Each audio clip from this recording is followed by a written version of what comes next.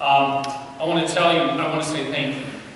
I don't know if you know that the board of our church, we call our board of vestry, approved some changes earlier in the year to the rectory. You all own a house in Lower Homestead. We call it a rectory because the rector, the senior pastor, generally lives there.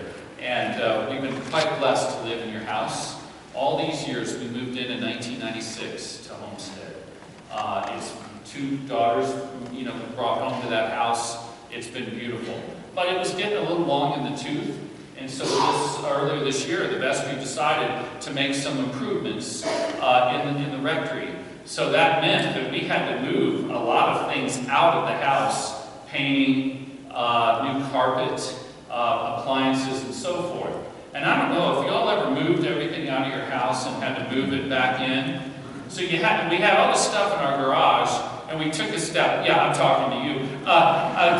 Moved it in the garage, and then the question is, do you have to move it all back in? Are there chapters in life when you don't need as much stuff? I mean, we're the couple, I couldn't imagine we're here. We're the couple that opens up the kitchen pantry to clear that stuff out, and there's that spoon. I preached on this, but where did that spoon come from? This was the wedding gift from the couple we've never seen again. No, wait. This was Yellowstone when we packed everything for a 3-week camping trip, except utensils. Yes. This was in that convenience store in 1994, and we've kept it and used it every week. We've never touched our wedding gifts utensils. We've used this spoon since 1990. You ever had that kind of, the coupons from 2011? I loved cleaning out everything. Well, I cleaned out cookbooks. My wife was sick when we were first married. I didn't know how to cook. I was a seminarian. So I cooked for 6 months. But I didn't know how, so I had to buy every cookbook to learn actually how to boil water and make eggs and toast and stuff. And it's funny how all those cookbooks, do you remember the one in 1997 that was the book? And everybody had to buy and cook from that book. And now, in 2018, they tell us that if you want to poison your body, you use exactly all the ingredients in that book in 1994. Do you remember the healthy carb book? Remember when carbs were it? And I'm a carb boy, can you tell? And boy, that, and they basically say if you want to poison your spouse, cook from this book now. And it tastes so good, and it's so wrong. And so we were culling cookbooks. And it's funny that the ones that remain, I married an Italian woman. The ones that remain are the Italian books that do an amazingly interesting thing. They take the freshest ingredients with the shortest list of ingredients, a minimum of preparation, and you serve it hot as fast as possible, and you get out of the way. I started a couple years ago fancying myself as someone that could cook. I have all these guys in church that can grill, and they grill everything. And so you got to keep up. So I started going on the internet, and I started going on the Food Network channel. Has anybody been to the Food Network website to learn how to do something simple? There's 27 ingredients listed for everything that you make. And I am not going to get shallots from Romania. When I can walk down to the Edwards Market and buy perfectly good, green onions and make an amazing meal. I cannot believe how complicated the Food Network makes basic food. All that stuff went out. And one of the things I found just 2 weeks ago in this process, I found Julie's, my wife's grandfather's recipe for pizza. He immigrated from a small town, San Marco del Cavote, in Italy in 1914. He never wrote anything down. The family wrote down the pizza recipe watching him cook in Allentown, Pennsylvania in the afternoon.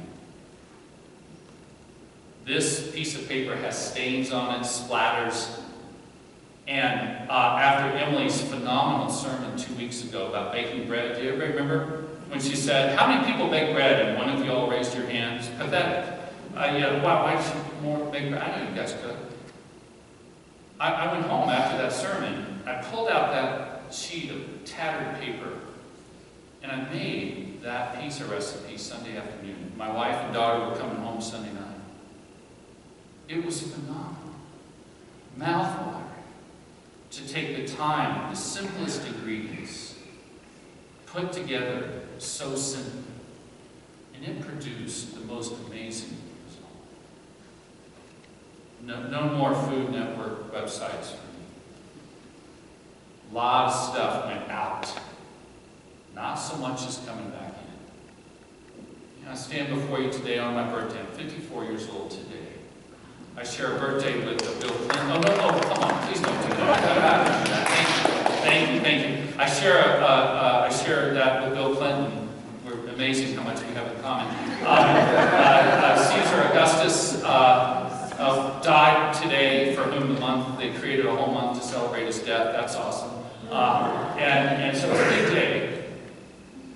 And it's amazing as I look back on life. Oh, by the way, a couple of life crises in the past couple of years. That'll help clean out the bookshelf as well, won't it? All the stuff I thought was important. Turns out not so much of it is. Turns out that some of the assumptions I had about my life and my marriage and my ministry, it's a lot simpler than I thought. So life crises will do that to you, won't they? Turns out that actually, if I look at these readings that we've been given this long summer season, Jesus is talking about, I am the living bread that came down from heaven. He says it over and over and over again, and people do not hear what he is saying. He must have been so frustrated. He's going to meal after reception after meal. It's kind of like living in the Vail Valley in the summer. Now, everybody thinks that people in church talk about sex. That's not entirely true. You talk about golf all the time. I listen to golf a lot. And I can listen for about 2 hours, and I start to lose my focus and cohesion after about 2 hours of listening about golf. But the other thing you talk about is eating and drinking a lot. I do too. And so they did in Jesus' time as well. Jesus was asking them every time they started talking about that. Is what you're eating nourishing? Is it filling you? Or is it like those cookbooks from years ago? It tasted so right, but it was so wrong. Jesus said, all that study you've done, listen, let me tell you, seminarians, clergy go to seminary to complicate the hell out of things.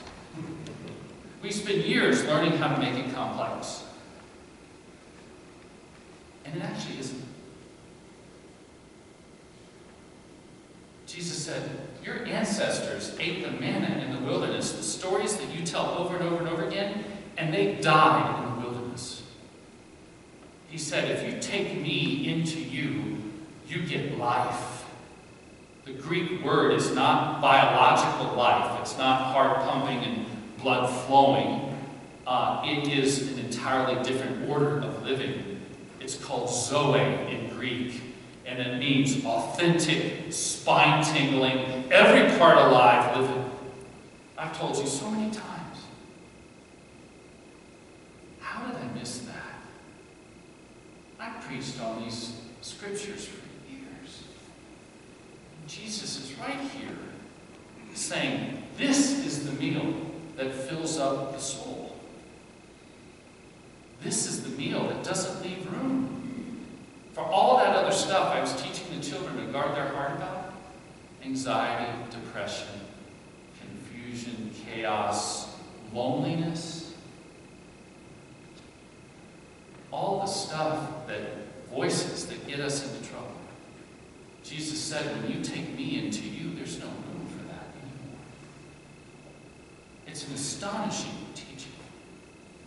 He said, how about I be the bread at your Passover meal, I be the wine at your Passover meal, and then let's see how it turns out.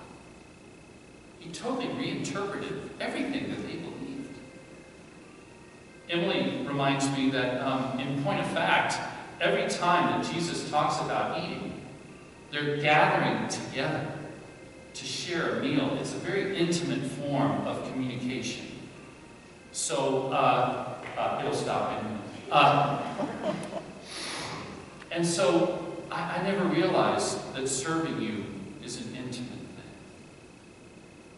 That when we're together talking, praying, teaching or learning or hanging out, just a meal, something like that, on the phone, some talking about life stuff, that this is the intimacy where Jesus appears.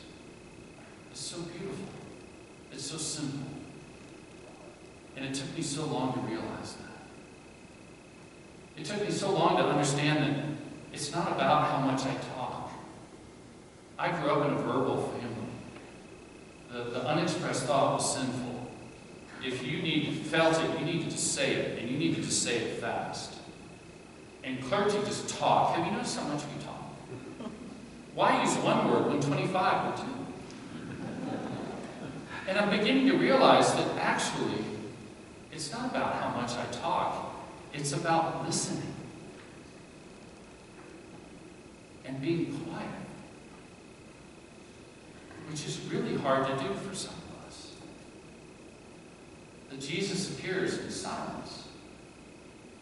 It's about how I listen. That's ministry. It's about who I listen to. I thought it was about me. I went years to seminary believing that I was the answer. What's your question? And we'll figure it out together. I was so wrong. That's a wrong recipe. It's too complicated. It's never about me. It's about you. It's about your lives. It's about your marriages. It's about your families. It's about your hopes and your dreams. That's where Jesus shows up. And it's intimate and beautiful. You are where the action is. I used to say, people would say, oh, are you the minister at the Episcopal Church? And stupidly, I used to answer yes. I don't say that anymore. Emily and I are your clergy. We serve you. You are the ministers of the church. The action is where you are. You're at the intersection of God's love in this very chaotic world. That's my best definition of ministry. Frederick Buechner, beautiful pastor, defined Christian ministry as the intersection of my greatest hopes with the world's deepest needs. And you know where that intersection is almost every week? Is here with you. I wish I'd known that years ago. I'm learning it now. I didn't know how to love patiently. I'm 54 years old today, and God is teaching me how to love patiently. I knew how to love aggressively. And that's not always the best way. I didn't know how to love gently. And God's teaching me patience and gentleness and loving. That's a long time lesson for someone as thick-headed as I am. I'm learning gratitude. That a fair amount of Christian living is about receiving gratitude for the simplest things. Jesus says, I'm right here. I'm serving you a meal of abundance. Just acknowledge and be grateful. You're going to see a moment of profound gratitude. I have to do it. I've been a priest since 1992. I was a youth minister since 1986. I've never had what's about to happen in a few minutes happen. I was on the phone with one of my young friends. Met her when she was 2 years old. I've been so privileged to pastor her to young adulthood. She's a college student, and we're hanging out. I'm hanging out with many of our college students before they go away. She's about to go away. And I said, will you come on Sunday? She said, sure. I said, it's my birthday. She says, you going up for a blessing? I said, yes. She said, can I do it? Never had that. So with all due respect to Mother Emily, who's happy to bless anybody else, I'm going to get a blessing today.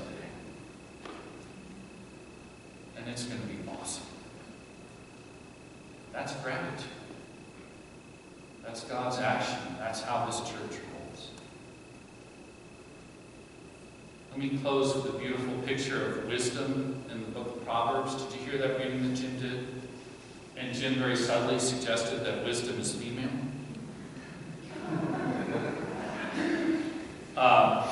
Jim and I take it subtle and nuanced. In the Bible, wisdom is God's attribute, and wisdom is identified as feminine. Jim's absolutely right. In the book of Proverbs, men are invited to two different houses. One woman, sorry ladies, there are a bunch of stupid men in the Bible, so this balances out fine. The woman named Folly in Hebrew, she's got lights out, she's got a rockin' party.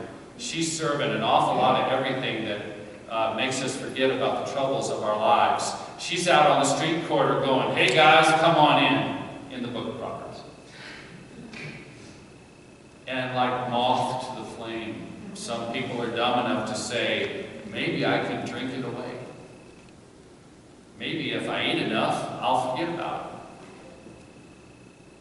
Maybe if I take this into my body, it'll all be okay. Someone 3,000 years ago said, that is ridiculous. So here's the other woman in the book of Proverbs. Her name is Wisdom. She's quiet. She's not out on the corner. She's in her house. 7 pillars in her house. It represents completeness, balance, order. Everything's right. She says to me today, hey, simpleton, come into my house. I'll serve you a meal that'll last forever. I only serve the most simple people, she says in Proverbs. I'd be first on the list. Friends, 54 years it's taken me to learn a simpler recipe.